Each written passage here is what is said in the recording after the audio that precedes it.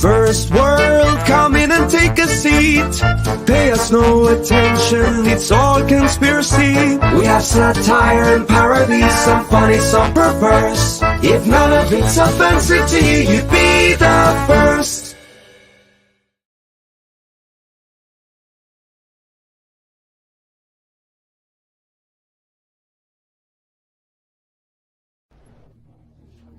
Why doesn't the hero reveal himself and tell us your true name? You do have a name. My name is Gladiator. How dare you show your back to me? Slave, you remove your helmet and tell me your name.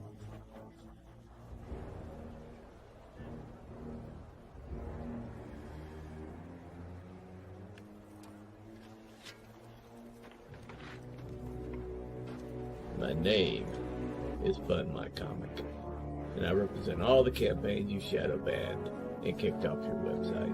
Huh? Creators that just wanted to fund, that wanted to be left alone. And we will build a website that is going to bury you all. Oh crap.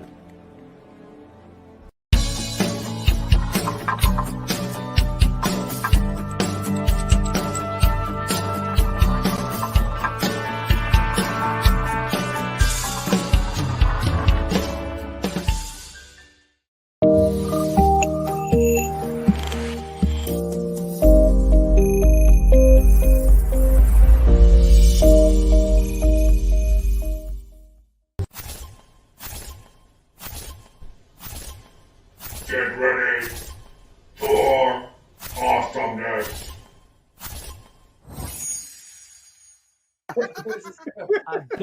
I've done it. I've done that.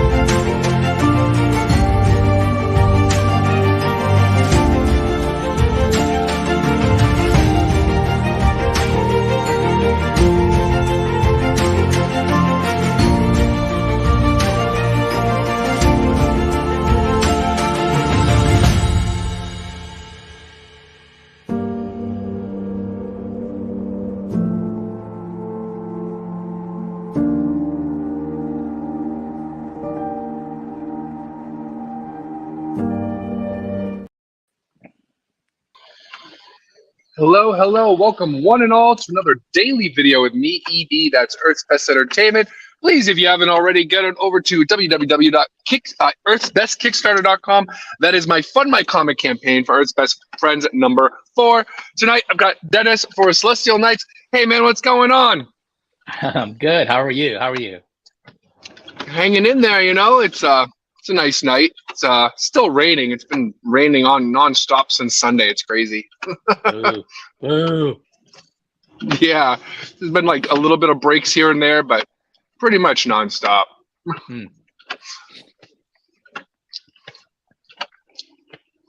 Look at it this way. But yeah, hey, thanks for coming on tonight. It's great to have you here. Yeah, that's true, right? That is true.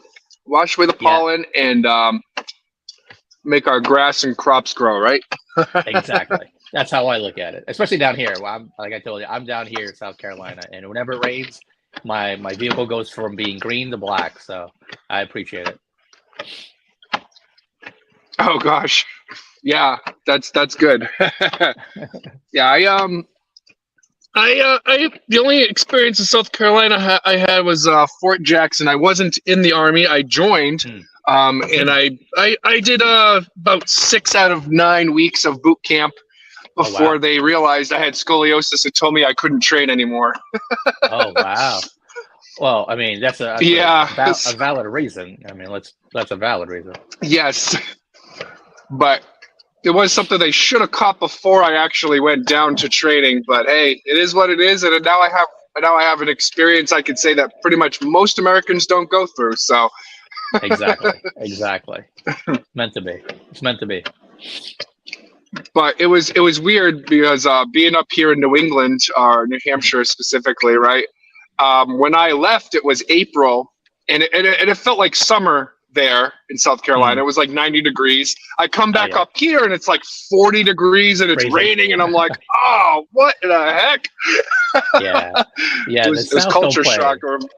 Yeah. No, they don't, man. It's crazy. It's hot. Yeah. That's for sure. Yeah, I was like, wow, this is like summer in April. This is great. That's great. Yeah, yeah. When it gets hot here, it's hot here at least 9 months out of the year. It's no joke hot. Yeah. Oh yeah, yeah. I wouldn't imagine what it's like in June, July if it was already just 90 degrees. 90 degrees is basically the average temperature you get in the summer around here. So that's why I said it felt like summer. But I bet you that's still kind of cool compared to how hot it can get over there. Yeah, it gets sweltering where it's like hard to breathe, and like that's the worst part. Yeah, no fun. No, I can't imagine that. But yeah, it was a fun. It was an interesting experience. I wouldn't say it was fun necessarily, but but I didn't get to see any other part of the state. I heard it's pretty beautiful. You know what it is? I'm originally from New York, so when I came down here 10 years ago, it was like so much green. I'm so used to New York where it's all concrete, just concrete and dirty. Oh yeah. Yeah, you come here and it's like green, and there's a lot of cleanliness, and air. You know, obviously it smells better, and it's just it feels like this is what it's supposed to be like, and not just so like smoke and concrete. Just so it's refreshing. Yeah, so refreshing. Yeah, it's pretty cool, or warm, I guess I should say. But yeah. And so you got this comic book, Celestial. I always want to say Celestial, but it's Celestial Knights. So what's your background? How did you get involved in comics? It's actually kind of sad. When I was younger, I went through a lot of discrimination and bigotry, and I was a young kid, 12 years old, 11 years old. Oh gosh. And it was one where I didn't want to go outside anymore and play, so I stayed indoors. And when I went indoors, I would read comic books because it was good versus evil. It was super. Like I grew up on like old school X-Men, Avengers, anything like George Perez, Chris Claremont, and it was just a classic good versus evil. And I sat there and I'd read these comics, and I would draw, and I just started drawing. As I read them, I would just copy their figures, and it was something where like it sucks. Like I would be outside and you'd get made fun of, or it was like a lot of racial discrimination. But I turned something, a negative childhood experience to something now where I can kind of say I turned it into something positive. And you fast forward 35 years, and here I am with my own book with a character that I developed when I was like 15 years old. Yeah. Wow. Well, I'm sorry you experienced that, but I'm glad you could make it positive. I can't say I've experienced much racial being a white man. But there have been times I've had Hispanic managers that literally said to my face, "We don't hire white people." Wow. But I have experienced bullying for sure. Yeah. I was always kind of geeky, dorky, whatever you want to call it. And kids, no matter, even though I'm 6 foot, in high school I was 6'2", but I'm 6'7" now. But even so, the height doesn't scare people. They could tell right away that I'm quote unquote soft or whatever. And folks make fun of you. So when were you younger when this bullying would happen? Yeah, when I was a kid and teenager, I was bullied by folks, and it didn't help that I got into Pokemon really hard too. That was considered pretty dorky for most of the quote unquote cool kids, So I was one of the. I'm like what I like to call the grandfather generation of Pokemon, the first to get into it. Well, let me ask you this: how did you deal with it at that young an age? I mean, I guess you could say for me, it was kind of like I just kind of had to ignore it to a point. Sometimes it would get to the point where I'd lash out at back or whatever, and then it would just make them laugh more, right? But I mean, I guess you could say I did. You seek comfort from your group of friends, so we're all dorks together, kind of thing, and it's probably how I certainly turned to not turn to writing. I was always writing, but I think that I did use it as an outlet for some of my emotional pain, especially as I got into poetry and as a teenager and young adult. Nice. Oh, I don't write poetry so much anymore, but when I was angsty, I did. Yeah, no, that's great because again, that's something where it's an outlet for you. You can release some of that frustration and your thoughts onto paper. I mean, it's great. That's a great thing, Yeah, exactly. And it was a different time too, it was kind of like you had to just deal with it, kind of thing, Yeah. And which in a way is not that it's good, but it does teach you how to kind of have a tougher skin so in this field of comics, like I can take criticism no problem. I'm not gonna be offended, That's good. And when it comes to that, I don't know about you, but I know my writing in my book is so personal, because a lot of it's from my experience. Is that the same for you? So when you take that criticism, I'm sure in the beginning, was it that easy to walk away and say, you can drown out that noise?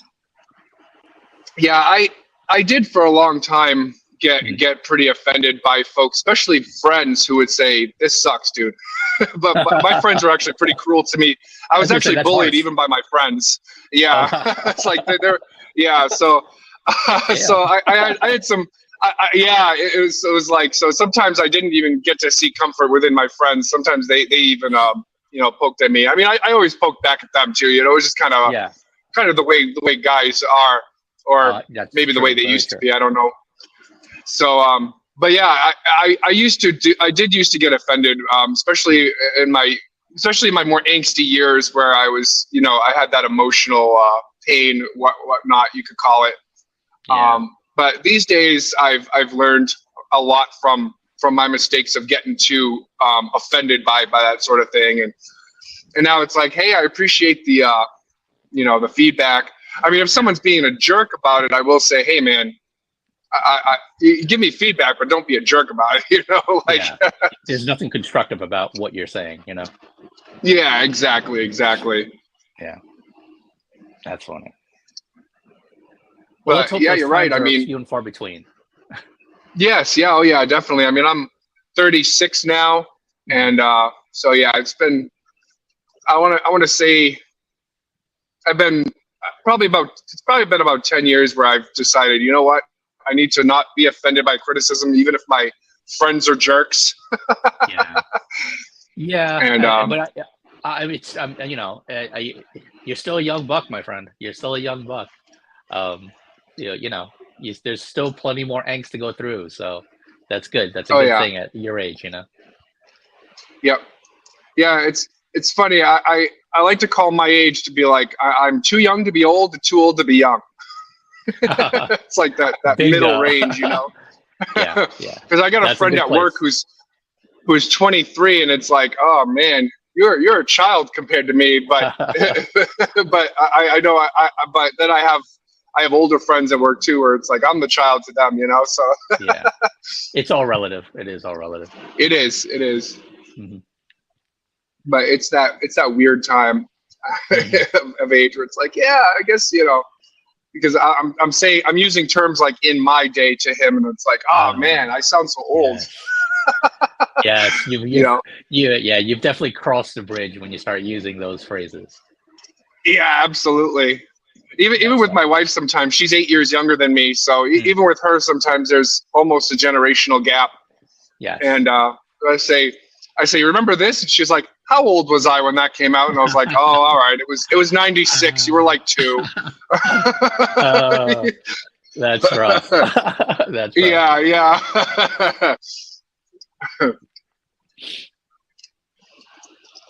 Yeah, and so tell me about Celestial Nights. There we go. So the book, it's issue 1 of came out last year. Did very well on Kickstarter. It's a 3-issue arc. It's about a character named Jeremy. He has a dog named Norman. In the first issue, it's how Jeremy gets his powers, how he learns to use his powers, and how he fights a kaiju in Times Square. Is his first experience with his powers. Issue 2 is where we explore more of his origin. So the issue 1, you find out where he got it. He gets his powers and how he deals with it and get to know the character. Issue 2, you learn more about his origin and you get to learn about his rogues gallery. And then hopefully when issue 3 hits relatively soon, we'll be talking about the end of his origin. I always look at origins in many steps. It's not an origin of just like, one thing happened to you and suddenly you're a hero or a villain. It's a multitude of steps that turn you into the hero or the villain you are. And that's what I'm trying to do in each issue. Issue 1 explored one turning point in his life. Issue 2 is another turning point. And then issue 3 will wrap up that whole turning, superhero turn. And he'll come to the decision of why he wants to risk his life to save people. Like, I think one of the things I always think about is like, if you're a hero, you say you have powers, are you going to risk your life for people you don't know? You're risking your life for millions of people you don't know. Some people you probably don't even like, who don't even like you for whatever reason. But you're going to put your life on the line for them. And it was always an interesting thing for me to think, like, why would you do that? Like, is it about, like, is it the way you were raised? Is it about, your religion? Like, what does it motivate you to protect a bunch of people you have no connection to other than being a human being? And risk your life for them. So that's kind of how I wanted to explore his origin arc. That's pretty cool. It's pretty profound, Thank you. Because I never really thought of it that way, at least with my own superheroes. I don't think I've ever given them that sort of motivation. So that's interesting to me. There's almost I don't know if you're a believer or not, but there's almost like a Christian message there too. More or less. I think, but I won't get long-winded about that. But it's okay. I do but that's the thing, like what are, whether it's me, you, anyone, there's always an underlying theme, whether we go, we become the hero or become the villain. And then what is it? Yeah. What foundation are you built on that will make you do what you do? And I think that's like, you look at Spider-Man, I bring this up, like he was bitten by a radioactive spider. He is pining after Mary Jane, who Mary Jane is out of his league because he's a nerd. He has Uncle Ben die. So he has 3 things that happened that form his character. But then you look at Batman, he lost his parents, the most tragic event. And one event suddenly formed him into the Dark Knight. So like there's so many different things and different impacts that happen to you. And then how you explore that origin. So for me, was really want to flesh it out. It's not, I know for me, if I was a hero, it's more than one event would make me risk my life for a bunch of people who I don't even know, I don't have any connection to, but I'm going to put my life on the line for you, Yeah. And you mentioned kaiju. I like kaiju. I like big battle robots. Big fan of that sort of thing. I also believe we need to normalize the fact that Clifford the Big Red Dog is a kaiju. That's amazing. Oh, I'm using that. I'm stealing that. I am stealing that. Amazing. That is amazing. Yes. That's great. Yeah, I saw that on a meme a few years ago, and I'm like, yes. Nailed it. Yes, Nailed we do. Genius. Yes, it is. It is, and we need to make that crossover happen between like Godzilla or King Kong and Clifford the Big Red Dog. Well, apparently in the new movie, there's supposed to be a new villain they're introducing, like a new kaiju who's going to be like who's going to be able to take on both of them. So that, and it's not like one of the it's not like from their old gallery. It's supposed to be some whole brand new monster. So. Oh, that'll be interesting. I like those movies. They focus a little too much on humans, but I get it. Yeah. They have to do things to get actors involved. Yeah. I know, you just want to see the fighting, right? You want to just see, yes, you just want to see monsters beating each other up, but it's not the 1950s anymore, so that sort of thing just doesn't. I mean, I would imagine it would still fly, honestly, but whatever reason they have in Hollywood to not do it, I'm sure there's slightly good reason at least. Yeah, but no, I totally understand. Like, it hits all the feels when you see two of them like slugging it out in the middle of a city, Yes, it's and they do a real good job, kind of capturing the essence of the original Japanese movies, because these are American productions, and we've had a pretty bad experience in 98 with a Godzilla movie that I think made Toho not want to let Americans do it again for a long time. Yeah, there's a theme there. Man. Yeah. Same with Nintendo. They didn't let Americans handle Mario for 30 years before they came out with this recent Mario movie. Yeah. They after that first Mario movie, I think it was 94. They didn't want to do another one again. They were probably right about that. Well, they're partnered with Universal Studios in the parks. They got the Mario World. I know in Japan they already opened it, and I know they're opening a Mario World in Florida or California. Wow. It might be both eventually. So I know they probably, because of that relationship, they're probably open to the pitch. And since it was animated, you can do the Mario justice a lot better that way. Have you seen it? Have you gone to see it? I have, and I thought it was great. I think they nailed it, really. And Chris Pratt surprisingly does the Mario voice pretty darn well. Oh, I told my family today. I said, "Hey, what you guys doing? I really want to go see Mario." It's funny you brought it up, because it was like I literally just talking about this half an hour ago. Oh wow! Yeah. But you give it the thumbs up. Video games and Mario are a big part of my childhood as well. Gotcha. As it should be. Yes. You grow up in the 80s, 90s. It kind of was a big thing for you. Yeah. Yeah, I loved it. My kids loved it. Even my son, who has sound sensitivity problems, he enjoyed it. He did find himself almost not being able to sit through the whole thing, but he did enjoy it. Well, as a kid, how old is your son? He's 6. So I mean, he's on the younger side too, and I'd be jumping up and down if I was 6. Yeah. So he but no, both him and my daughter's a little bit older. She's 9, so she enjoyed it quite well, and I've taken her to movies in the past before, and we saw both Sonic movies, and so both Sonic movies were pretty good too, but they had the same problem that the Godzilla movies have, is they focus a little too much on the humans. It's like, we interrupt this Sonic movie to bring you crazy Bridezilla. Well, they got to pay. They get these high-priced actors, and they got to get their face time. You know what I mean? Like, they got to put them. Exactly.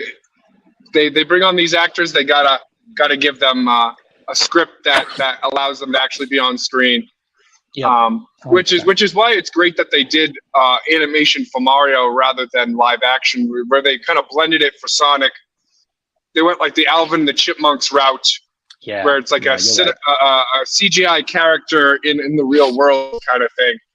Whereas Mario, they decided to just take a completely cartoon approach to it, which and both of them work very well respectively in their own ways. And I know. I mean, I don't have any proof for this right now, but Paramount did Sonic, Universal did Mario, and they're both pretty much the same company. So there could be a Smash Brothers movie somewhere down the line. It felt like that was kind of alluded to a little bit in the Mario movie. So it would be interesting to see if they do that. They also had that Detective Pikachu movie, which I think was also Paramount or Universal. I could be wrong about that. I like that movie. I like that movie a lot. Yeah, that was pretty good too. Some of the Pokemon designs were a little freaky. Like Mr. Mime was definitely nightmare fuel, great. but it was funny. He mimed so good too. It was miming. Yes. Like he nailed it. Oh my god, that's really good. Yeah, that's good. Yeah, they did do a good job with that one too. And again, focused on the humans a little too much for my liking. I would have liked a more traditional Pokemon movie where if you're going to do like a live action, I would have liked to have an Ash and a Misty go on an adventure or something. But Detective Pikachu is a cool concept. I think it started in a game called Pokemon Channel for GameCube. And it's an abstract. It's a title not too many people are aware of because it was a weird game. It was one of those games where it's like a series. It was a little bit like Hey You Pikachu. It was like you had a Pikachu and then you could like watch TV, and Detective Pikachu was one of the shows that you could watch in that game. Yeah, that's weird. And I think it spun off in manga, and I think there was a Japanese cartoon or show for it. I don't think it ever came to the States, but it must have done well if they had to make, if they based a movie around it, Yeah, exactly. It was fairly popular. Okay. That makes sense. Amongst Pokemon fans and stuff. Yeah, and the kids like it. I didn't see it in theaters, but I did watch it on home video or streaming. Yeah. And I was like, yeah, this is pretty good. I was skeptical for that one. After seeing some of the. If you are first generation designs. Pokemon, like you said, yeah, you have a critical eye, I would think. Yes, yeah. It's being in that grandfather generation, you've seen everything Pokemon come out. Whereas kids, it's crazy because it's almost been around 30 years now. I think 2027 will be 30 years. Like, oh my goodness, I can't believe it. Right? Wow. Yeah, it's crazy. So it's spanned over many generations now. I want to say, I'm an older millennial. My wife would be that younger millennial, almost Gen Z. So it's spanned off two millennial generations, and then all the Gen Z generations now as well. Gotcha. And my kids who are either Z or the next one after Z, depending on what chart you go by where the generations begin and end. Yeah. Well, that's staying power, like that's a testimony to that, that franchise. That's crazy. Oh yeah. It's I think as a franchise, I think it's the top selling franchise of all time. Oh wow. I could be mistaken on that, but it's definitely, if it's not the top, it's definitely in like the top 3. Wow. That's crazy. So it blew up, and I remember, so 97 was the Japanese date. It didn't come to the States till the following year, 98. But I remember hearing about the kids who got seizures from an episode of Pokemon. Wow. And I remember it being on the news, and they wouldn't show what it was. So when you just hear about this, I'm just picturing something like Sonic the Hedgehog with flashing lights, because I had no idea, Yeah. No, you're right. You're probably right. Like, you're probably 100% right, But yeah, it's Anyway, I could probably talk Pokemon for hours too. There's nothing wrong with that, dude. I totally understand that. They're cool. They're not cool. Yeah. Yeah, absolutely. So you mentioned you're probably a little bit older than that generation. Yes, sir. So you probably didn't get into Pokemon when it first came out, or maybe you did. I don't know. No, I was so deep in comics. I think so. I'll tell you. I'm going to age myself. When I created my character, I was 15 years old. I am 50 now. So. Okay. Yeah. So I didn't. I went about 35 years. The character's been in my head, and I finally was able to put him into print last year. So, I always speak to, like, if you have something you created, I'm a perfect example, 35 years, it just sat in there and finally got to put it out there. If you have something, you've always dreamed of putting on, a piece of paper or to film or anything, it's never too late to, follow, bring that creativity out, Oh yeah, absolutely. My book for its best friends, a lot of the stories within it, because it's a superhero anthology, a lot of the stories within it were stories I created when I was a kid. In fact, this avatar I have here, Super Steak, that's a character I created when I was 13 in middle school. Nice. That's great. Yep. That's the way it should be. That's amazing. Yep. And yeah, he's not in the book yet, not much. He has a cameo appearance, but I haven't gotten to the books where he's a prominent character yet. I can't wait, because he's kind of the character that represents me a little bit. Nice. The author character, so to speak. He breaks the fourth wall constantly. Nice. That's fun. Yeah. I like fourth wall breaks. Well, I grew up in the 90s where a lot of cartoons did that. Ninja Turtles, you constantly have Raphael or actually pretty much all the four turtles did it at some point. They'd always look at the camera and say, "Huh, isn't that weird?" or something like that, Right. And and Bugs Bunny was known for that, of course, and I miss Bugs Bunny. A lot of other cartoons. Oh yeah, I do too. And HBO Max has a great. If you subscribe to HBO Max, they actually have probably almost all the probably besides the adamant racist ones, they probably don't have those anymore. But which is fine, because we really don't need Bugs Bunny nips the nips. Excuse me for that term. That's the title of the episode. We don't need episodes like that. yeah, it's all right. We can do without it. It's a bit much. Yeah, it was World War II. It was propaganda essentially. So understandable. Yeah, we don't need those episodes anymore for sure. But everything else they've got, and there's a lot of great moments with Bugs Bunny and all the Looney Tunes characters. They were a big part. Oh yeah, I have HBO Max. I just I have HBO Max. I just never even really realized they were all there.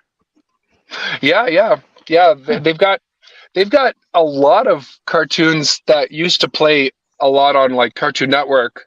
So they got Looney Tunes, they got Tom and Jerry.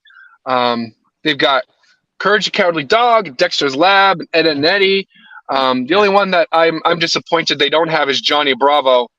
Oh man, yeah. And it's kind of understandable that whole premise of that show was character sexually harasses women for 30 minutes. Yeah, I was just going to say I could see why. Yeah.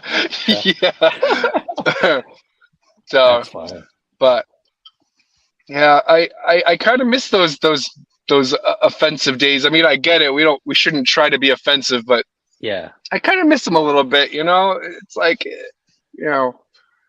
it's just a different time, I guess you could say. Yeah, it's just interesting, like how we grew up in that. It's so interesting that we went through that, and it was like normal to us. It was right. Amusing, you didn't think anything of it. Yeah. I don't know if I didn't want to say I didn't take it seriously, but it was like amusing. It was like, all right, it's a cartoon, or it's tongue in cheek, it's in jest, It's kind of a caricature of that sort of like archetype of guy who just goes around saying, "Hey there, baby," Yeah. And Beavis and Butthead kind of did that a little bit too.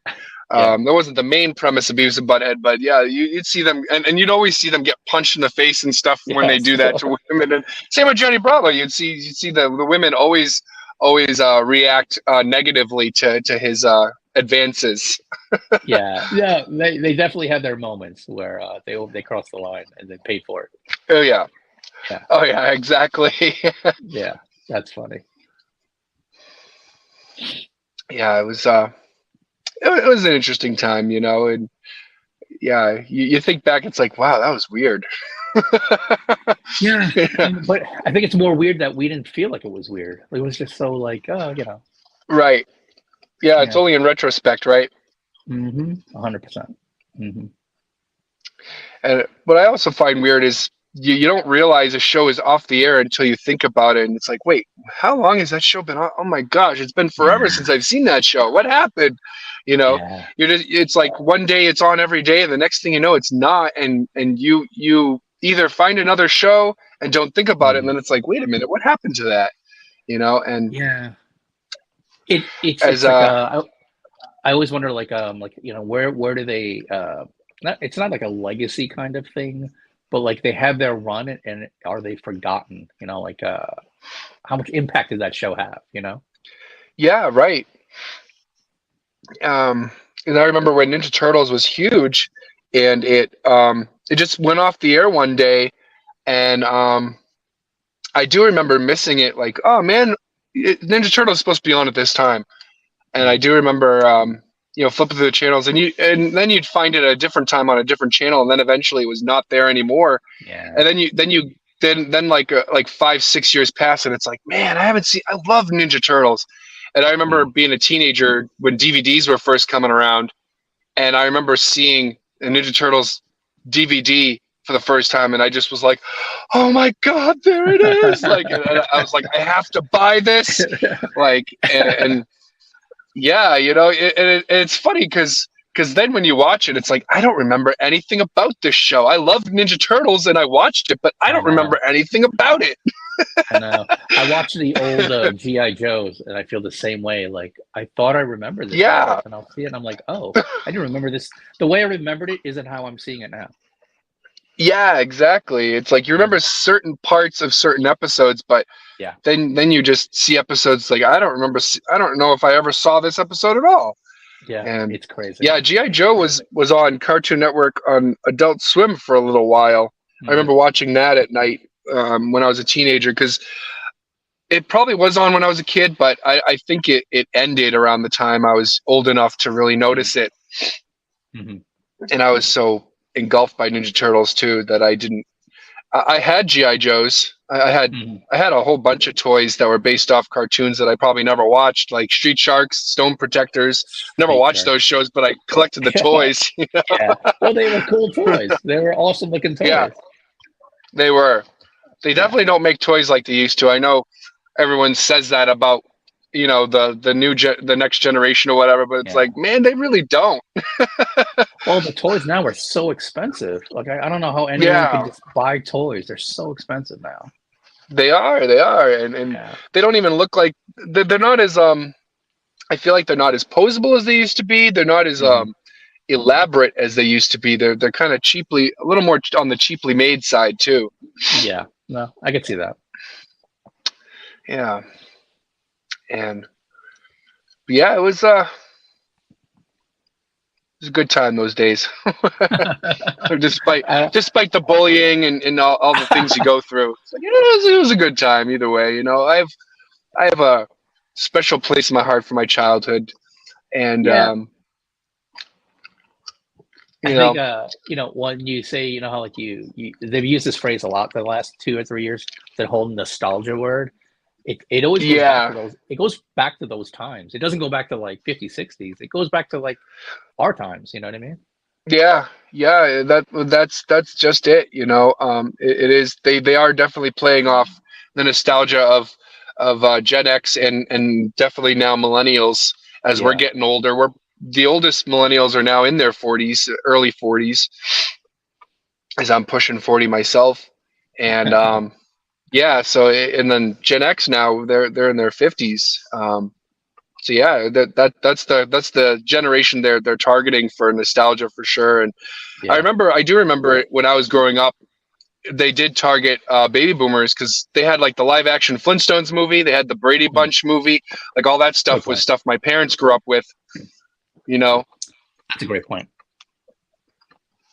So they'll probably it'll be interesting to see how they target nostalgia for Gen Z, because a lot of it is YouTube that kids are growing up with now. So it'll be interesting to see how they manage to pull that off. I mean, I guess there's still stuff that they, you know, Pokemon will always be around. There'll probably be like nostalgia for games that have come or in shows that have come out today. But it'll be interesting to see if like maybe Paw Patrol will make my kids be excited like I was for Ninja Turtles, you know, in their teenagehood. Maybe the first thing I thought of as you were speaking was Paw Patrol. How funny! Paw Patrol and PJ Masks. That's I was thinking Peppa Pig, but yeah, Peppa Pig. Yeah, so, apparently Peppa Pig's been out a lot longer than you'd think. Apparently that's been, I guess that started in like New Zealand, and that's why they got that like British Australian type accent. And awesome. For the longest time, my son would say 991 instead of 911 because of that show. Wow. I was like, no, that's not the emergency number for us. That's in Australia or England, where the heck they're located. Exactly.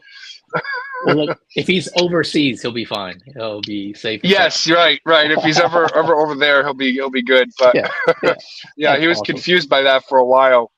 And I remember my little cousin, who's a few years older than my son and daughter. I remember when he was like 4 or 5 watching Peppa Pig, I noticed, I was like, I said to his mom, I'm like, does he have a slight British accent? She's like, yeah, he's been watching a lot of Peppa Pig. I was like, awesome. Oh, okay. Right? Like, it's just funny how kids pick that stuff up. Yeah. I'm like, how is he talking with a British accent right now? It's all because of Peppa. That's it. Blame Peppa. Yeah. That's funny. And it's funny. But yeah, that'll probably be like a nostalgia thing, because the only reason I know that about Peppa Pig is I used to follow this YouTuber, Cynical, who was a Kingdom Hearts YouTuber. Nice. And he's a bit younger than me, and I remember him talking about Peppa Pig one day, and he's like, Peppa Pig, like I grew up with that. I was like, wow, that's interesting. And yeah, I think he's in either Australia or New Zealand. And I was like, because I don't think it's been on American TV longer than probably 2011 or something. But I guess it was older than that. Well, it explains the whole accent thing to me, so it makes sense. Yes. Yeah. I like Peppa Pig. I don't like Ben and Holly. From the makers of Peppa Pig is Ben and Holly. I don't like that show. That's a little more on the obnoxious side. I think I've only seen it once. Yeah, it's not as popular, but my son was watching that for a while too. And I was like, all right, we go back to Peppa Pig. I don't like this one. Well, he'll always have Paw Patrol, so I think that's our number one. Yes.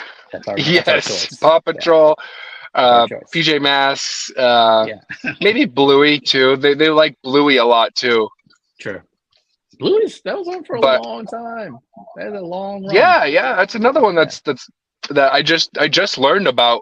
He just started recently watching it, and but it'll be interesting because also, at least with my kids, I know I don't have cable, so they only watch via streaming. So it'll be interesting to see how they as these kids grow older and become teenagers and adults, it'll be interesting to see how they try to capitalize on their nostalgia. And be right. Paw Patrol will probably be, who knows what they'll do with that. They'll probably be like, Paw Patrol anniversary special or something. Paw Patrol, I remember that. Well, it's kind of crazy. I can't think of anything, I can't really think of any more than 2 or 3 actual shows. What am I missing? Yeah, right. I feel like I'm missing something. Maybe some of the other Disney Junior shows, like Jake and the Neverland Pirates, or Vampirina, or what was that Princess one? There's a couple of those, I guess, probably. And they might be, for live action stuff, that might be nostalgic for I don't even know the name. I don't like them watching a whole lot of Nickelodeon. Well, I have a Christian background, so it's like I'm very picky about what I let them watch. Yeah. Understandable. Yeah. It's a weird world we live in right now. So that's one way to put it, my friend. Yeah, that's the nicer way to put it. Yes, it is.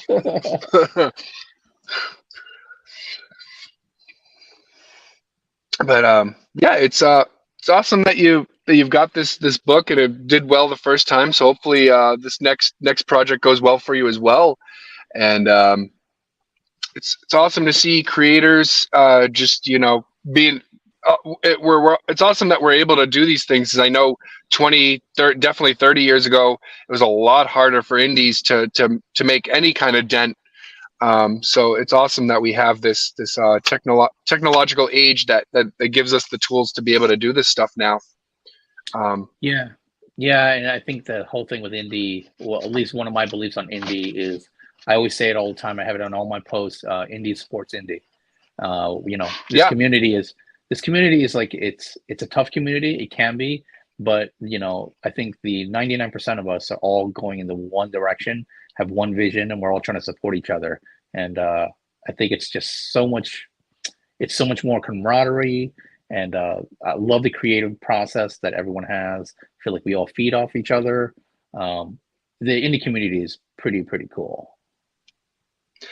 Yeah, it's been very, very nice. I'm part of a few chats where we just kind of we support each other, and it's awesome. It's awesome that it exists, and I think that's kind of us doing this show to kind of help folks, not that I'm super big or anything, but I do rebroadcast on what's called the Madness Network at 8 a.m.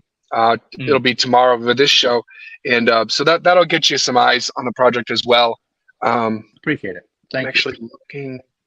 Yeah, no problem. But I love doing this show. I love talking to folks and fellow creators, and it's been awesome, and if you want to pop the link in the chat, I can kind of put it on a banner and pop it out on screen for you. Let me see if I can get to it real quick. Sure. 1 second. There you go. Yep. Boom. Copy it. And in the chat.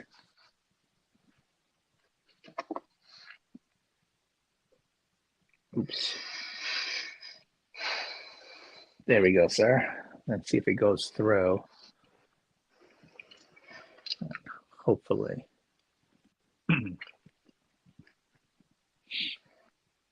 Seems like it's taking quite a while to get through. Yay, there we go. Yep. I got it. Yeah, so I'll pop that right on the... I have to always be careful. You have to hit enter and not end.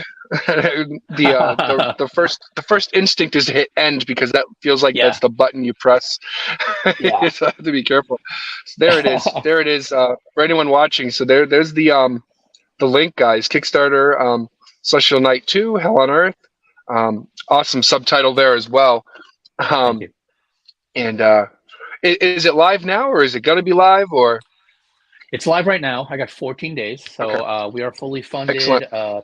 2,100, 56 backers, and still going strong. So still got 2 weeks to go, people. Excellent. So would love your support. Absolutely. Yeah, get out there if it sounded good to you, which sounds good to me. Awesome. I have to. Let's see. You got 2 weeks left. I might be able to swing it before the next, before it ends with the next check. Not this one, unfortunately. So every other check I pay rent, so it's like I have to wait. You know what? But I made it incredibly affordable for everyone. It's not about the money. Digital is only $3, and a book is only $8. Yeah, try to make it for everybody. Oh, perfect. Yep, that's great. And how many pages? It's big. It's 36 pages with a pull-out poster. Wow. For $8, that's amazing. Thank you. I did it on purpose. Yeah, that you're doing a similar thing to me. My book will be about, like, with titles and credits and everything, it'll be about 67 pages, and that's going for 10. So yeah, perfect, right? It's the same idea. It's not about the money. It's about just getting books in hands and Exactly. Appreciating the support and everything, Exactly. That's indie. That's indie comics. It is, and so it's great to do that for folks. And so I know sometimes it's like, I can't afford that. Some folks do price a little on the expensive side sometimes, and I understand why. Some folks, it depends on your financial situation doing this. Some folks rely heavily on the crowdfunding to actually make the book, and then there's others who are. It's mostly to fund for extras or wrap up production or something, which is kind of my case. This is more of a funding to wrap up production, and then of course the printing itself for the campaign. Yep, same as pay the talent and packaging and the basic stuff. Nothing for me. Yeah, exactly. So it's good. Thank you. And yeah, absolutely. And if I may ask, what do you do for a living, or is this your main job? Oh, I wish it was my main job. I am actually, I don't know if anyone, or you may know, what Crate and Barrel is. Yeah. Okay. So I am an assistant manager at Crate and Barrel. I run a design team. I have 6 designers right now. They design, your living room, your home, your beautiful space, and I run that team. Try to make people's, home furnishing dreams come true, and that's what I do. It's a retail management job, so my schedule is up and down. Some days I work at night, some I work in the morning. It's just everywhere, Yeah, it's a sporadic schedule. I worked retail many years before I found this manufacturing job, so I understand that. I understand that struggle there of having that sporadic schedule. But it's good. It's good that you're able to find something you like, and you're able to fund this as well. That's a blessing all in itself. And it's a blessing. Excellent. So, hey man, it's been great talking to you. I'm gonna have to wrap it up and get into work soon. Go to work. So, yeah. Speaking of work, bring right? Home that bacon. Yeah, bring home that bacon. Yes, absolutely. So hey man, thanks for coming out and chatting with me tonight. So folks, again, definitely get out and support Celestial Night. Number 2, Hell on Earth. Is Kickstarter live. 2 more weeks to go. So get out there, help them out, and get a great book in return as well. And folks as well, the thing scrolling across your screen is my campaign as well. Fund My Comic. I've got about 2 weeks as well. Nice. Probably a little less now. I think it's like 13 days probably. Yeah, ends May 17th on Fund My Comic, which actually leads me to that last question for you. So doing Kickstarter now, would you ever consider maybe in the future doing a Fund My Comic project? Oh, I don't see why not. It sounds super interesting. Yeah, I'll check it out. Absolutely. Yeah, it's a fairly new platform. It's comic specific, and it's got a big anti kind of censorship thing going for it. It's like he doesn't care about your politics. He doesn't care, necessarily what your book's about. Within reason, of course. If it's gonna be pornographic, he asks to not show any of that stuff on the campaign itself. But other than that, it's completely great for comic creators. Check out. And I'm like his unofficial door-to-door salesman for it. Nice. Like, hey, every creator, I always ask every creator on the show, like, hey, would you consider the gospel of Fund My Comic? Yeah, check it out. Definitely check it out. Yeah, it's and Luke Stone is the headmaster of it all. Okay. And he's a great guy, great creator as well, and him and a couple other guys have kind of created this thing for us in the indie community to utilize. and feels like it's got a lot of potential for sure. It's kind of like the beta of it right now. But yeah, it's I'm pretty happy with it. I've got my campaign going on there, and a whole bunch of other guys do as well. It feels like folks are being successful on it. I've only got a few backers, but I blame a few things: economy, and my mom said Fund My Comic was hard for her to figure out as far as payment went, and she was like, there are a couple things that came on screen that she didn't understand. I was like, all right, fair enough. I'll have to walk you through it. No, I'll check it out. I'll definitely check it out. Yeah, that'd be great. We'd all appreciate that, and yeah, absolutely. Not that I'm trying to take business away from Kickstarter, but I am just trying to promote it. Not everyone even knows about Fund My Comic yet either, so trying to spread the word as well. Yeah, no, you do you, man. We're all in this together. Yep. Yeah, absolutely. So yeah, again, thanks for coming on. I'm gonna wrap it up. And folks out there, if you're watching, thank you so much. And if you're watching after the fact, it's been live. Thank you for your time as well. And if you're watching 8 a.m. in the Madness Network, I appreciate that as well. Guys, everyone, thank you so much for all your time and hanging out with me tonight. And I will see you next time. Goodbye now. Bye, guys. Take care.